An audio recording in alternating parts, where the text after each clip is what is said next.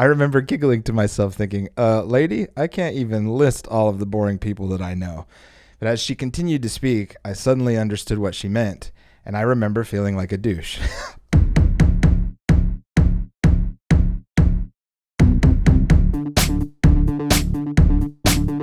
Hey, it's episode 27, and this is I Will Thrive.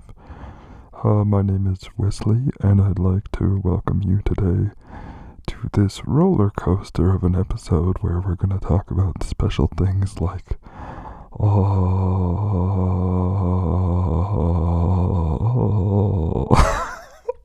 One of the most challenging and interesting things about this whole thing is trying to come up with a different intro every time. How was that one? Did you like it? And dang Skippy, for those of you on YouTube, if the branding wasn't clear enough, we've got the beanie, the thing behind me, the t-shirt, and if you stick around long enough, I'll show you some I Will Thrive underpants. I actually don't have those made yet, but why not? Let's do it. Leggings are really easy, and apparently they're really popular or something. Today we're talking about narrating our own lives and the worth of humans. I've had a plethora of moments in my life where I've been so emotionally stirred by something that it's made me want to change my life. Well, you told me I have a plethora, and I just would like to know if you know what a plethora is.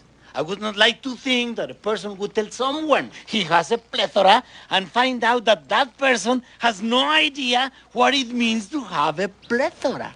Those some things have been songs, films, advice from friends and family, books, the words of Henry David Thoreau, and even just the subtle, quiet little moments like watching my children play. Also the weird moments. Like one night I was watching Netflix and I suddenly realized that I was watching someone else's dream instead of working on my own. Now maybe this crappy movie wasn't exactly what that person had in mind or some of the ones making it, but surely someone involved with the film had the dream of making movies, and even if it's crappy, at least they're doing it. That night, I turned off the TV and I kept working on a screenplay idea that I had of my own that had been bouncing around my brain face for a while. I wish I turned off other people's dreams more often. This is a really straightforward analogy for me because I've been working for over a decade on honing the craft of screenplay writing and filmmaking. Though I'm not saying it's a crime to consume media. Without the consumers, the creators wouldn't have a job. But for those of us that are creators, I do think we have to be careful with our time. I think we've got to be sure that we're working on our craft and our dreams more than thinking and watching someone else's success. Or in the case of a crappy Netflix movie, straight up wasting our time by consuming someone else's failure. Actually, sometimes those films turn into comedies. They're so bad, laughing naturally ensues. At this point of the journey, we've talked over my first encounter with Bill Murray and how John Cleese almost narrated my life. For many years, I saw those events as epic failures and letdowns. Well, we've reached the point in this journey that it's time to sit down with myself and think about all of these moments. And I'm excited for you to be here with me as I wrap up my story so far into one cute little burrito and try and make something out of it. Am I in fact a stupid person? Yeah, for sure.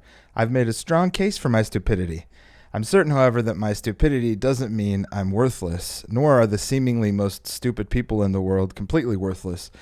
When I was 9 or 10, my mom had taken me to church, and I was actually awake and listening to the lady speaking this time. Even at this very young age, she said something that stuck with me my entire life.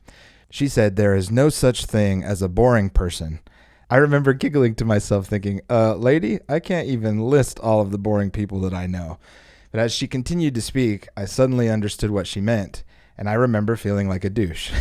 Her point was our concept of what equates boring is the problem, that everyone's valuable and everyone's important, and everyone, no matter how quiet or dry they may seem, they have something to offer to the world. In the churchy sense, we need to learn how to see people through God's eyes. Even at that young age, this was one of those moments that made me want to change. I wanted to stop my mindset of thinking people were boring. And that's quite a challenge sometimes, especially in church. But I made up my mind that day to become a better person. I strongly believe that somewhere inside of us, we're hardwired to find worth in people, which is why in almost all cultures, murder is among the worst atrocities. I think this notion of the worth of life is more than just some instinctual self-preservation mechanism. I believe there's a bigger picture to our worth. For example, there's something almost tangible in the air when a new baby enters a home. Something real and something special of the utmost worth comes along with those little people. I'll never forget the day we brought home our first child. I've heard of people traveling to distant lands to speak with gurus or climb to the top of the mountain and meditate and ultimately reach a higher level of peace. I've heard of people having their life transformed by these supernatural and spiritual experiences. As I've listened to these stories, there's always a sense of like a real physical feeling, a calm, a realization, a majestic mindfulness, like the universe is opening up itself to you. Well, the feeling in my tiny little townhouse that day was all that and more.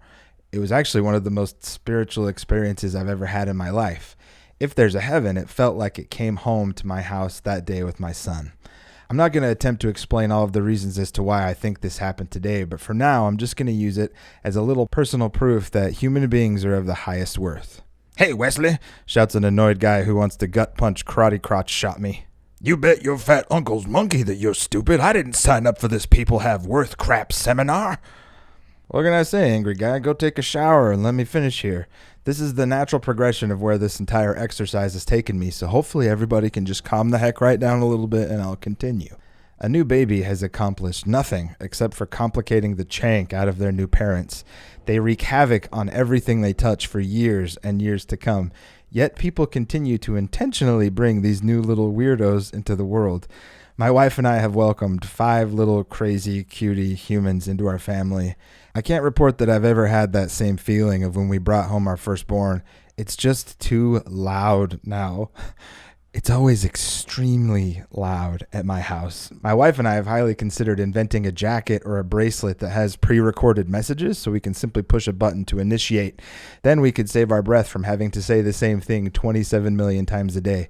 The most repeated phrase is definitely versions of, "Please stop screaming," or "Could you please be a little quieter? The baby's asleep."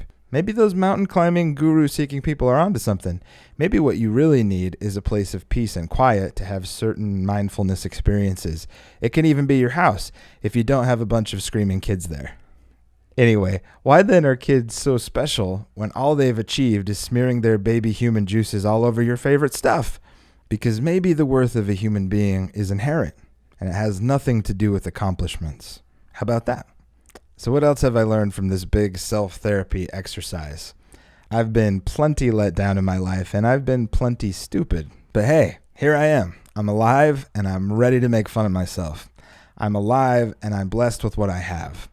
When I first wrote down all of my thoughts, I collected it into a comedy memoir kind of thing called How John Cleese Almost Narrated My Life and Other Epic Letdowns. Maybe one of these days I can write a book called How Robert Downey Jr. Narrated My Life and Other Crazy Successes. Even if I can't, success in the creative world doesn't have to be tied to making a living off of it. I need to do my creative rubbish simply because I love it, and that can be enough. All right, this is going to get heavy with references from past episodes, so hold on to your buns. Even if everyone says that I'm a jerk as I run too fast down the field, or they tell me that I have a sucky voice, or I ought to be slapped upside the face, then instead of wanting to kill them, I can just turn their negativity into a good thing. Michael something, that's from one of the very first stories I ever told here, might be one of the smartest people I've ever met. His example of internalizing instead of acting out on me is a lesson many of us could learn from. Many great tragedies could have been avoided if people would have retracted their anger long enough to think clearly, step aside, and ponder their own faults instead of whatever was aggravating them. Michael something? I think I owe you one, dude. Now, I'm not saying the secret to success is avoiding problems or bottling up emotions, but perhaps turning life's letdowns and all the negative malarkey into positives is what real success is all about. Surely these kind of people are happier. They keep moving forward, and they don't let the past, anyone, or anything get in their way of seeing the good in the world and in themselves. This is who I'm becoming. It lines up really well with the I Will Thrive motto. I will thrive and find a way to make things work, no matter what. I don't need John Cleese to narrate my life to prove that I'm a good writer. I don't need Bill Murray to make my movie to prove that it could be a cool movie. I don't require a hit song to be in love with creating music. It would be fantastic if it worked out someday, sure. Will I keep trying? Definitely. Will I keep failing? The track record states affirmative. But where the real value in my life resides has nothing to do with my accomplishments. I can just bloody well be me with nothing attached. I will narrate my own life, and it'll be awesome. Thanks for watching, listening, and subscribing. You can be my king or queen or something in between on Patreon. Have a beautiful, cute, sexy little day, because it's just that kind of a day. See ya.